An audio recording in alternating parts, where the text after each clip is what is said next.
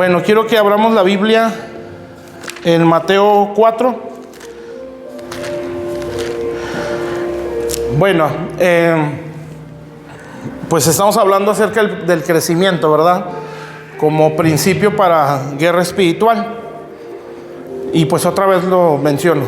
Sí, crecimiento es parecernos a Jesús. Amén. No es otra cosa. No es la información, ¿verdad? Lo que nos hace crecer. Yo sé que lo digo cada vez que, bueno, todas las veces que nos toca predicar, pero quiero que se quede bien siempre. Sí, crecimiento es dar fruto. Amén. Es parecernos a Jesús. Lo demás es otra cosa. Bueno, dentro del crecimiento, como lo he estado hablando, pues nos ayuda lo que es la iglesia. Bueno, no nos ayuda. Ahí está nuestro crecimiento.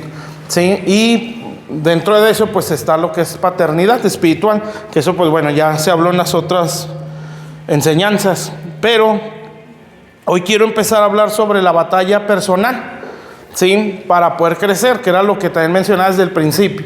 Entonces, para el crecimiento, pues la iglesia, ¿sí? Ser parte de la iglesia, entender lo que es ser, lo que es tener un compromiso con la iglesia, todas esas cosas, ¿sí? Lo que es paternidad, que bueno, hay mucho que explicar de todo eso, ¿verdad? Pero que espero que se haya dicho al menos lo más básico, ¿sí? Y la lucha personal, amén, que eso es lo que vamos a empezar hoy. Entonces, quiero hablar sobre lucha personal contra la tentación, ¿sí? Contra pues la mente, ¿sí? Y el alma, ¿sí? Las emociones, todo ese tipo de cosas. Obviamente hoy no lo vamos a ver todo, ¿verdad? Pero lo vamos a estar viendo así. Si aprendemos a dar esta batalla, vamos a crecer, ¿sí? Se puede decir que esto es lo más difícil, ¿sí? Bueno, difícil en cuanto a lucha, ¿sí? Ya lo demás, reprender demonios o atacar todo eso, eso es más sencillo, ¿sí? La verdad. Lo complicado, por decirlo de alguna forma, es esto, ¿sí? Aprender a pelear contra nosotros, ¿sí? Si uno aprende a luchar así, todo se hace más fácil, amén, pero pues necesitamos aprender, ¿sí? Entonces por eso no podemos ir contra cosas más grandes si no nos hemos vencido nosotros mismos, ¿sí? Entonces no, ese es el problema a veces del mal concepto de guerra espiritual, ¿sí? Se cree que nada más es reprender, que nada más es conocer demonios, ¿sí? Y no, eso no es suficiente, de hecho no es en sí lo más importante. Sí, lo más importante es saber pelear contra nosotros mismos para poder dar fruto o tener un crecimiento. Si nosotros no crecemos en Dios, no podemos pelear, ¿sí? Al nivel que estamos hablando, ¿verdad? Bueno, en nada, sí, pero por ejemplo, esto que vamos a ir hablando en estos días o domingos, eso es lo más básico. Si yo aprendo a pelear eso, pues voy a poder pelear contra cosas más grandes. Sí, como decía el apóstol Pablo a Timoteo, cuídate de ti mismo, le decía, sí, y de la doctrina. Entonces no le decía ni de brujos, ni de demonios, de ti mismo, sí, porque si yo no me aprendo a cuidar de mí mismo, tengo brechas, sí, o ¿cómo lo puedo decir? Pues brechas, sí, me explico con eso, ¿verdad? Tengo áreas pues donde el enemigo puede tomar y de ahí me puede tumbar, ¿sí? Y donde puede usar muchas cosas, ¿verdad? Bueno, pero esto viene a ser, pues vamos a decirlo así, un primer nivel de lucha, ¿sí? Si la aprendemos a dar, lo demás ya es más fácil, ¿sí? Obviamente esto no es de que me aviento, que al cabo ya puedo. Bueno, ahí ya estamos viendo inmadurez, ¿sí? Porque estas cosas no son así. Esto es en base a lo que Dios pide, ¿sí? Bueno, entonces grábese eso en su mente y en su corazón. Crecimiento es parecerme a Jesús, ¿sí? Mateo 4, bueno, el 3 primero. Mateo capítulo 3, nada más, esto no lo voy a mencionar porque es lo que he estado hablando. 3:13. Y luego ya vemos Mateo 4, que esa es la idea, que es la batalla contra la tentación. Entonces, otra vez, grábese esto en su mente, en su corazón. Crecimiento es parecerme a Jesús. Esa es la prioridad, ¿sí? ¿Cómo sé que me parezco al Señor? Cuando se está viendo el fruto del Espíritu Santo en mí, ¿sí? No hay más para dónde hacerse. Al diablo no le asusta el show, no le asusta los gritos, no le asustan nada de lo externo, ¿sí? Ni la información, ni los muchos libros que lea, ¿sí? Yo no puedo enseñarle títulos al demonio para que, mira, soy doctor en teología, así es que te sometes en el nombre de Jesús. No, eso no. Lo que a él le asusta es la imagen de Dios en mí, ¿sí? Y si yo no llevo esa imagen, yo no puedo hacerle la guerra de la forma efectiva. Y esto es así, hermanos, si hay pérdidas, ¿sí? O sea, no nada más es, él venció y soy intocable. No, sí puede haber pérdidas. Y puede haber pérdidas, estamos entonces en la iglesia, donde ya la mente está en otro mundo, donde ya nuestra vida espiritual está caída, ¿sí? Y otras también puede ser irse al mundo, y otras hasta morirse, cuando estamos hablando de ya luchas más fuertes. O sea, estos cosas no son un juego.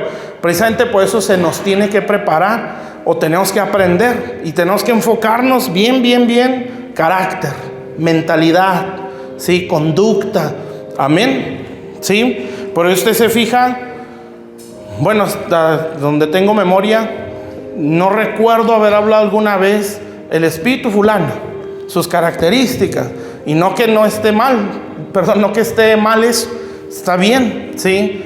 Pero como que uno se enfoca más en lo importante, ¿verdad? La prioridad, ¿sí? Está bien, yo debo conocer a mi enemigo, pero créame que entre más conozca a Dios, más entiendo cómo es el enemigo, amén. Bueno, nada más quiero que vea cómo Jesús, antes de entrar a una guerra muy pesada, que lo describe ya en el capítulo 4, ¿sí? En el versículo 12 para abajo, ¿sí? Eso ahorita lo leemos, ahorita nada más se lo quiero mencionar.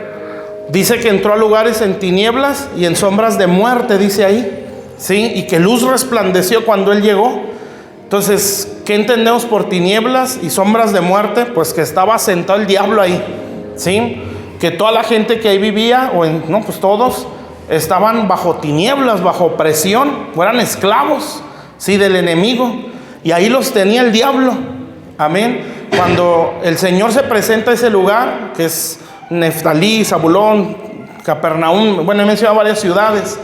Cuando el Señor llega ahí, dice que luz resplandeció, ¿sí? Y la Biblia dice que las tinieblas no prevalecen contra la luz, o sea, el Señor las venció, amén. Y se ve la victoria por cómo aceptaron el evangelio, ¿sí? De ahí sacó a los primeros discípulos, y nosotros vemos que no hubo absolutamente nada de resistencia al evangelismo del Señor. Si se fijan, inmediatamente les dijo, síganme, y ¡fum!, soltaron las redes. Entonces, ¿por qué, en base a lo que estamos hablando, verdad? ¿Por qué había era tan receptivo el corazón de los discípulos, o de los que estaba evangelizando en ese momento, en base a lo que estamos hablando?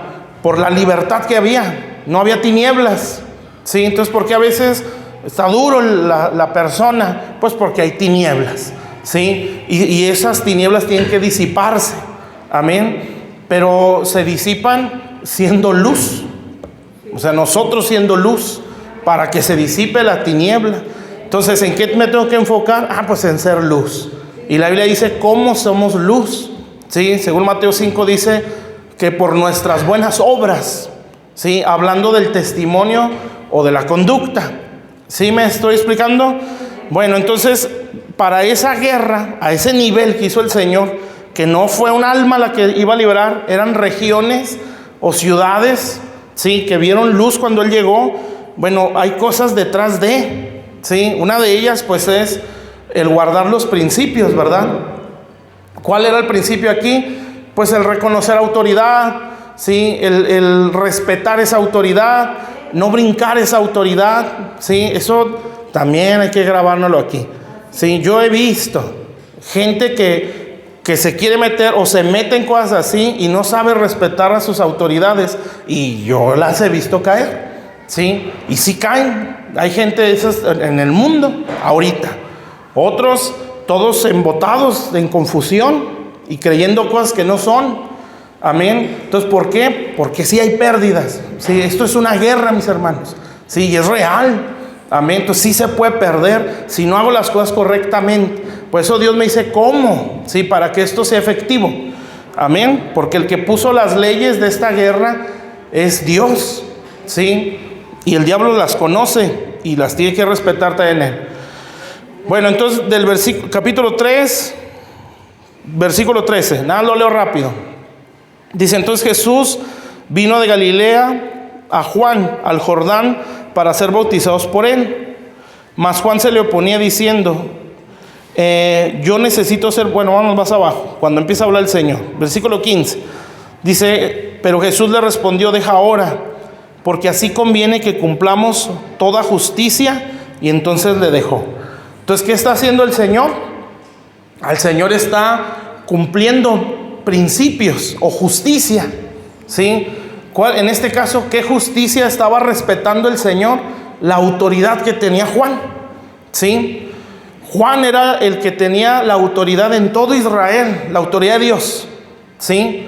No los que estaban allá en el templo, ¿sí? Dice la Biblia que estaban, bueno, los sacerdotes. Hay que leer Lucas 3, que es cuando mencionan que Dios le habló a Juan en el desierto, ¿sí? Pero usted lo va a leer, ¿verdad? Menciona varios tipos de autoridades. En el año fulano de tal, siendo el tetrarca Herodes tal, ¿sí? Gobernando Judea tal, siendo el sacerdote Anás y Caifás. O sea, menciona autoridades. Pero luego dice: vino palabra de Dios a Juan. O sea, no a estos, sino sobre Juan. Entonces, ¿qué está diciendo? Que la autoridad espiritual la llevaba Juan, ¿sí? Y se ve, ¿verdad? Porque el sacerdocio lo traía Juan, hablando espiritualmente, ¿sí? Y bueno, lo entendemos porque dice la Biblia, aquí también lo menciona, bueno, más en el Evangelio de Juan, presentó a Jesús y dijo: este es el Cordero de Dios, que quita el pecado del mundo. Eso hacía un sacerdote. Entonces un sacerdote agarraba el cordero del sacrificio y lo presentaba como la ofrenda por el pecado. Eso fue exactamente lo que hizo Juan.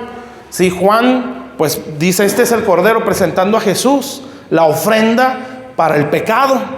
Entonces, ¿qué me da a entender eso? Que el verdadero sacerdote de Dios en Israel era Juan. Entonces, en resumen de eso, él era la autoridad, ¿sí? La autoridad espiritual.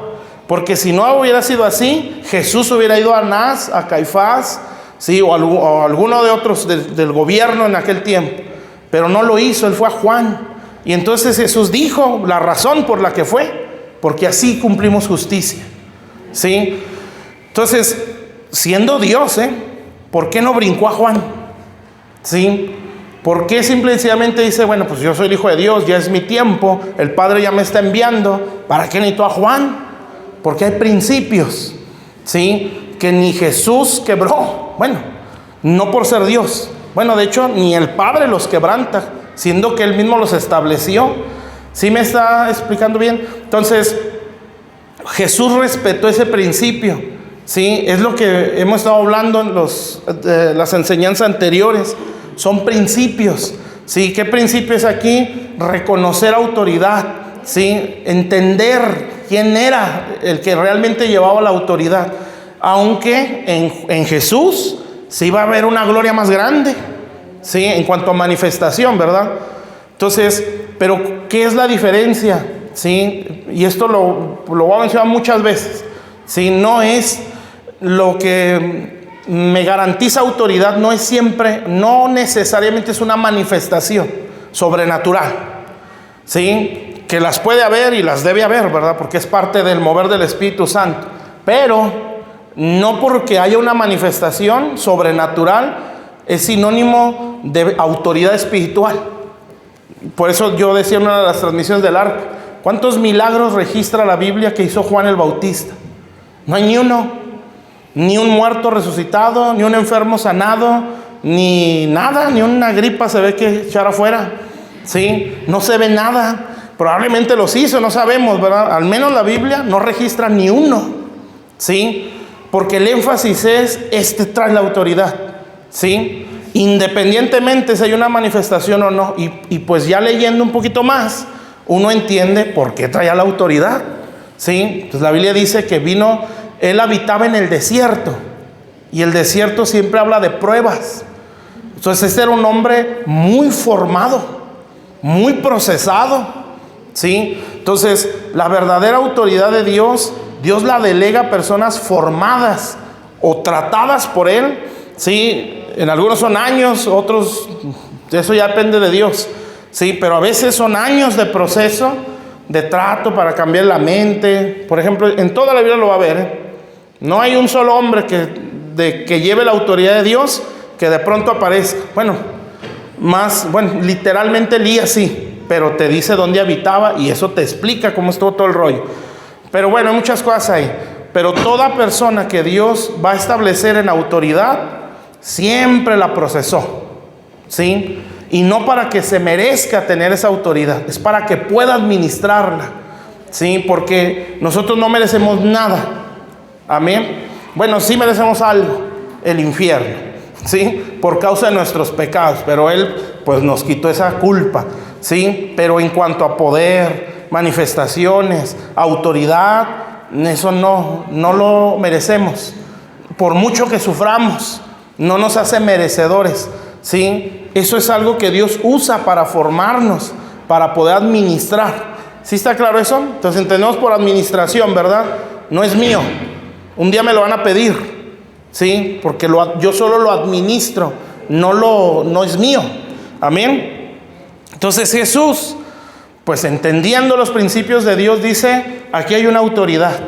¿Sí? Decía una vez un hermano, Dios respeta la autoridad a tal grado que no sacó a Israel de Egipto hasta que la autoridad dijo, váyanse. Que fue cuando Faraón les dijo, ya, váyanse de aquí. Y entonces lo sacó, ¿sí? Y esto es así, mis hermanos. Entonces, estas cosas, si yo no las entiendo, pues olvídese de un principado. Amén. No se puede, de verdad no se puede, ¿sí? Y si yo lo intento, no tengo idea lo que estoy haciendo. Amén. Entonces, no, este es un principio y es inquebrantable. Entonces, Jesús lo entendía, pues perfectamente, ¿verdad? Como lo entendió, pero siendo Dios, ¿sí? Se humilló y dijo, bautízame. Y entendamos que el bautismo no era para los pecadores. Entonces, ¿cuántos pecados tenía el Señor? Ni uno. ¿Pero por qué lo hace? Porque tenía que cumplir justicia. ¿Sí me estoy explicando? Entonces, si Él, siendo Dios, el creador, el que creó a Juan, ¿sí? El dueño de todo, la máxima autoridad en el universo, se le sometió a una autoridad terrenal, ¿sí? Puesta por Dios, obviamente, pues cuanto más nosotros, ¿sí? Entonces respetó un principio que era el entender lo que es autoridad, ¿sí? Reconocer un gobierno de Dios, y por respetarlo, luz resplandeció, ¿sí? Entonces esto no es conocimiento, no es curso tras curso, no, esto es principios, amén. Bueno, entonces ese fue uno, y esto es importante, ¿sí? Porque si yo aprendo a respetar ese principio, es más fácil enfrentar tentaciones, ¿sí? Cuando yo estoy bajo cobertura, amén, es más fácil. No quiere decir que no me tambalee, sí, pues es tentación, pero es más fácil ser librado, amén, porque hay algo que nos está cubriendo, ¿sí? Uno puede decir, yo sé, o puedo, pensando en uno, ¿verdad? Que en muchas cosas no caigo, no por mí, ¿sí? Es por la cobertura. Muchas cosas no me llegan de lleno porque hay algo que me está cubriendo, ¿sí? Y uno dentro de sí dice, si el diablo me presenta esto, yo sé que caigo, porque yo no puedo contra eso. Si estoy seguro que la voy a regar, pero ¿por qué no se me presenta? ¿Sí? Y usted cree que el diablo no entiende que eso me puede tumbar. Pues claro que sí, porque años, bueno, no tantos, no estamos tan grandes, pero nos ha visto desde el vientre. Yo sé que esta es su fragilidad. Este ha pecado en esto toda su vida. Aquí lo puedo tumbar. Dame chance. Déjalo toco. Y Dios no.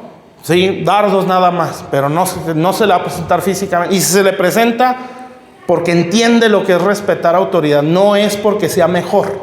¿Sí me está entendiendo? Bueno, ese es un principio, ¿verdad? Reconocer autoridad. Y es lo que hace el Señor.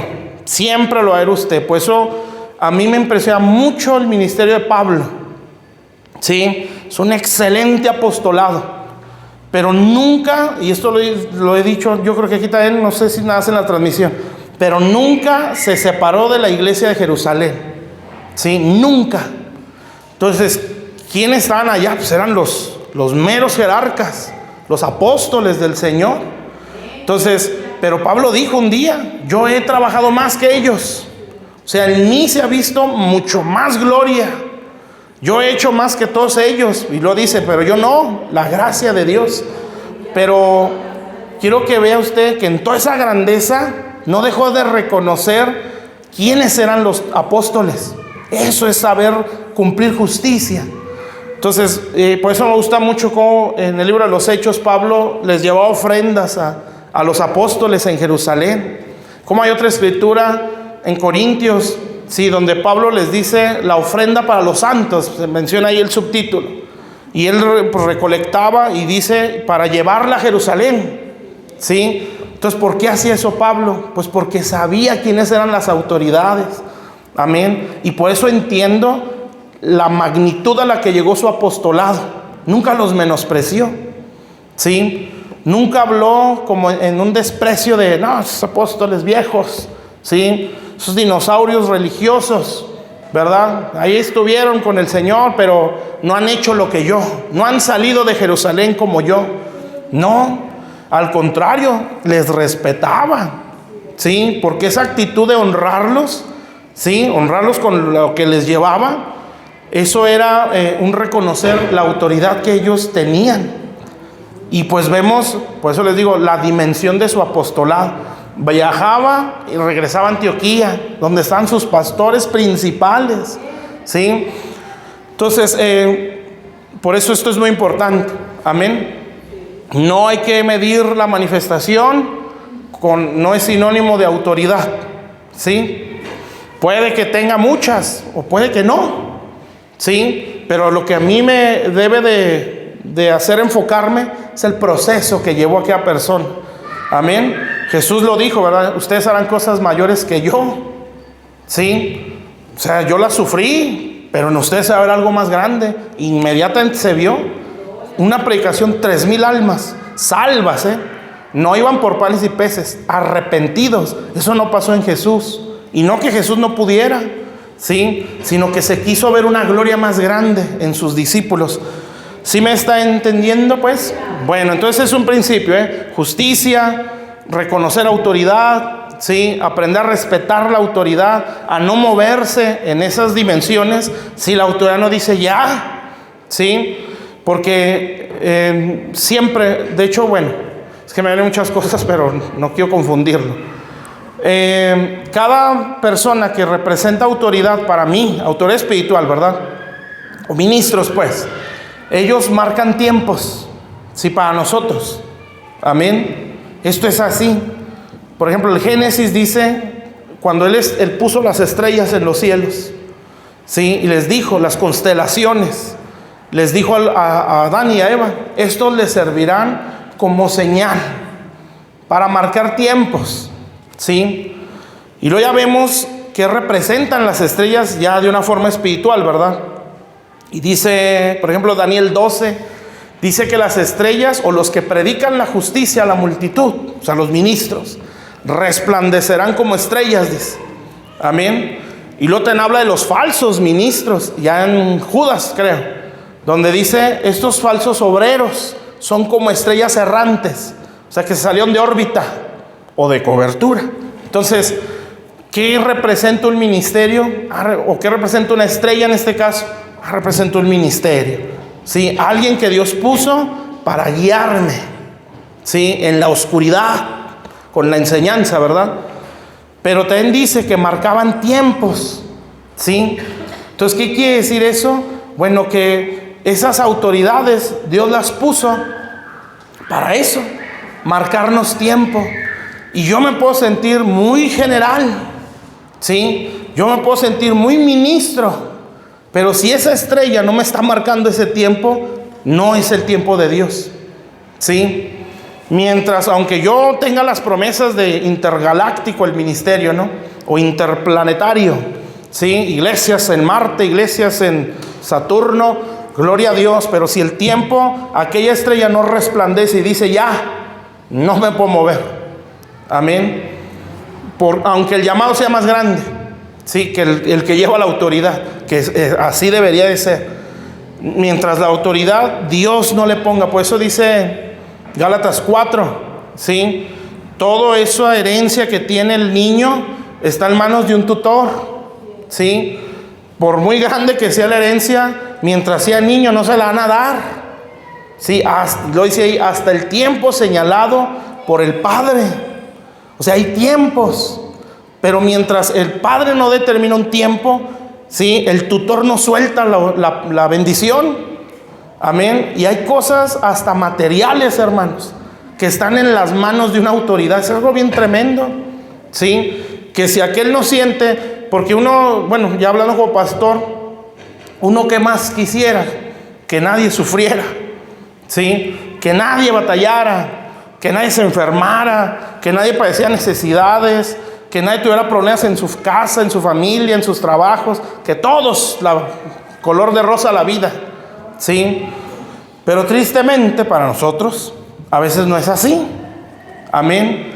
Y hay gente que sufre el proceso y ese es su tiempo, ¿sí? Y el pastor no puede hacer nada más que guiarlo por aquí, y aguanta y resiste, y esto es así, y esto es normal, si esto es parte de, sí, es porque has creído, tú nada más persevera y no te eches para atrás, y que no te roben la fe, lo mismo, ¿verdad? Porque se supone que hay un caminar, sí, y si aquella persona resiste, pues va a llegar un momento donde va a salir de su prueba, y aquel padre espiritual, el padre natural, vamos a decirlo así, Dios, o el padre, le va a decir al tutor, ya es su tiempo, ya salió de esa prueba, ¿sí? Declárale esto, y empieza a orar y a declarar. Y hay cosas aún materiales que también las puede desatar una autoridad de Dios, ¿verdad? No todo el que se para en el púlpito es la autoridad de Dios. Acuérdense de Anás, Caifás y esa gente. Si no, pues están ministrando en el templo, eran autoridades de Dios. Pero así es. Entonces, me acuerdo mucho del hermano Matías, cuando él decía, como que yo quisiera que ya se rompa el tiempo y te empiece Dios a prosperar, o sea, en lo material, pero no lo siento, ¿verdad?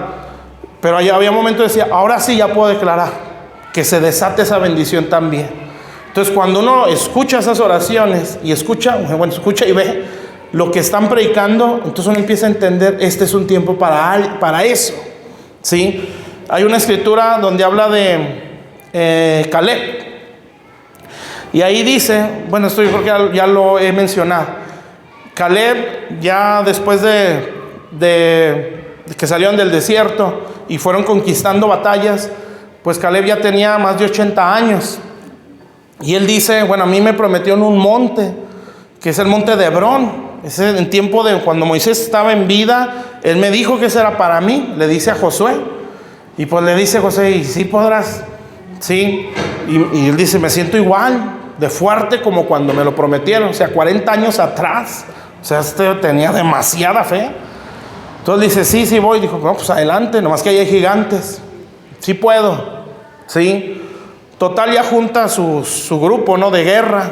Y entre esos iba el que andaba de candidato con la hija, sí, que era Otoniel. Sí, y pues él andaba sobres de la hija, ¿verdad? No sé si ya eran esposos, pero creo que no. Total, entre esos guerreros va Otoniel, y ahí van y conquistan, derriban los gigantes y conquistan Hebrón. Si ganan esa batalla, derriban gigantes. Entonces Otoniel le dice, dile a tu padre, le dice a la hija, que no me acuerdo cómo se llama, dile a tu padre que te dé las fuentes de arriba y las fuentes de abajo. Y ahí va la muchacha, ¿no? Y el padre la bendice, le dice, las fuentes de arriba y las fuentes de abajo te las doy, ¿sí? Entonces hay fuentes de arriba, las bendiciones espirituales, y hay fuentes de abajo, que son las bendiciones terrenales o naturales. Pero vea cuándo la soltó. Bueno, en primera, ¿quién la soltó? ¿Sí? La muchacha no fue y las agarró a su antojo, ni tampoco el novio la soltó, fue una autoridad, ¿sí? Esa es una, ¿verdad? Y después de que soltó las fuentes estas, después de una guerra, o sea, después de que se venció, o sea, hubo lucha, se terminó esa lucha, salió aprobada, en este caso esta mujer y Otoniel, y le suelta la bendición. Entonces hay muchas cosas que se retienen, algunas, no todas. Tampoco una autoridad es Dios, bueno, o un padre espiritual, no es Dios, pero sí, es lo que representa. Sí, no tanto el barro es como cualquier otro, pero lo que representa. ¿Sí me está entendiendo hasta ahí? Sí, lo mismo era aquí en Juan. Sí, era lo que representa Juan. Por eso Juan dice, no, pues ¿cómo te bautizo yo? Sí, yo necesito que tú me bautices a mí. O sea, yo entiendo quién eres tú, eres el Cordero de Dios, al que hemos esperado. Sí, pero el Señor le dice, bueno, sí, pero tranquilo. Sí, es que tengo que cumplir justicia. O sea, yo reconozco tu autoridad. Sí, bautízame. Total, pues ya, ¿verdad? Se cumplió ese principio. Y ese principio, sí, tan sencillo de explicar, tan difícil de hacer, sí, nos libra en las luchas contra la tentación. Sí, nos ayuda. No estoy diciendo que nos la evita, pero nos refuerza para entender cómo pelear. ¿Sí me explico? Entonces, por eso, y recuerdo mucho eso, una vez que el hermano Tialdo comentó, en una plática, hablando de ciertas cosas que estaban pasando con ciertas personas, supuestamente estaban bajo cobertura, y él empezaba, bueno, entre nosotros decíamos, el problema es que cuando no se vive o no se respeta la cobertura o la autoridad, hasta en pecados sexuales se puede caer. Y dicho y hecho, ¿sí? O sea, porque estamos más expuestos, ¿sí? Es que, bueno, después de todo esto que hable, voy a hablar, mi pensamiento es hablar del mundo espiritual. Bueno, cosas pues, a veces no estamos conscientes de eso, ¿sí? Como no estamos conscientes de esa existencia, nos movemos al ahí se va, y no nos damos cuenta qué lugar se le da a lo malo dentro de ese mundo espiritual.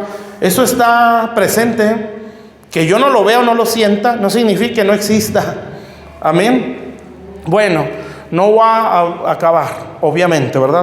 Pero espero que me esté explicando bien. Bueno, entonces ese es un principio. ¿Estamos bien? Entonces sí, después de eso ya el 4, empieza la guerra contra el tentador, ¿sí? O sea, contra su debilidad. Amén. Porque la tentación viene en base a mi concupiscencia o mi deseo o mi debilidad, ¿sí? Si no es una debilidad, no es tentación para mí. No tiene sentido ese tipo de ataque para el diablo. Si para qué atacarme en algo que no me provoca ninguna sensación. ¿Sí me explico ahí? Si depresión me provoca, o más bien si alguna situación me provoca depresión, bueno, esa es la que va a buscar el diablo con la cual atacar. Si no quiero que vea tentación nada más como deseo sexual, ¿sí? Es dependiendo de la condición de la persona. Por eso Santiago dice, es en base a la concupiscencia, no en base a la lujuria, ¿sí? En base a la concupiscencia. Concupiscencia es un deseo extremo, ¿sí? Pero cuando dice concupiscencia, ya está generalizando todo tipo de deseo. Por ejemplo, ese es un rencor y es un deseo de venganza.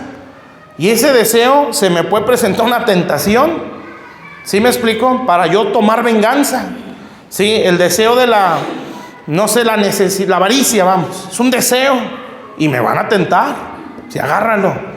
Todos lo hacen, ¿sí? Y es tentación y no estamos hablando de lujuria. ¿Sí me está entendiendo? Obviamente, pues también entra la perversión sexual, ¿sí?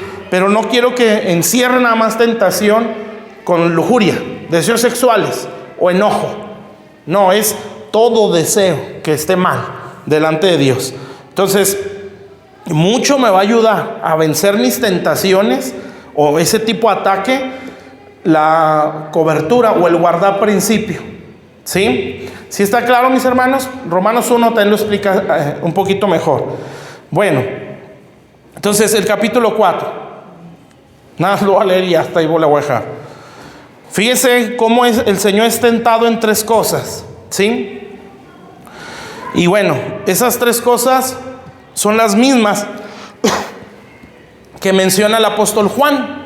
Sí, el deseo de los ojos, la vanagloria de la vida y el deseo de la carne. ¿Sí?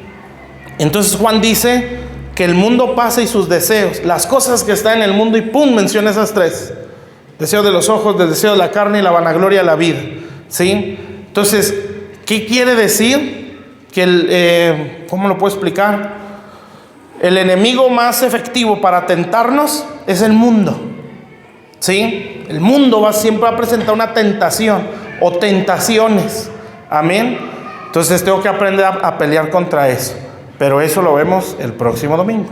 ¿Sí? Porque ya me está acabando el tiempo.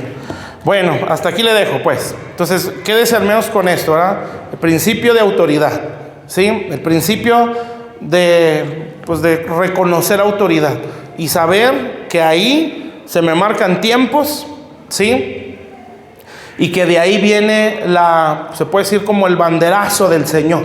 Amén. Si esa autoridad no está dando el banderazo, no hay que moverse. Sí, dependiendo, ¿verdad? No me le vaya a decir al pastor, ¿puedo evangelizar? Sí, no espere el banderazo para eso. Y dice que hay que hacerlo. Yo estoy hablando de cosas más grandes, ¿verdad? Sí, bueno, no lo digo en un sentido de menosprecio, sino, por ejemplo, quiero empezar una misión. ¿Puedo empezar? No. Siéntese. ¿Sí? Es que yo quiero empezar a ministrar tal área. ¿Ya lo puedo hacer? No. ¿Sí? O sí. ¿Desde cuándo lo hubieras hecho? ¿O desde cuándo te me hubieras acercado? ¿Sí? O sea, a eso me refiero. ¿Sí me está explicando, verdad? ¿Puedo orar?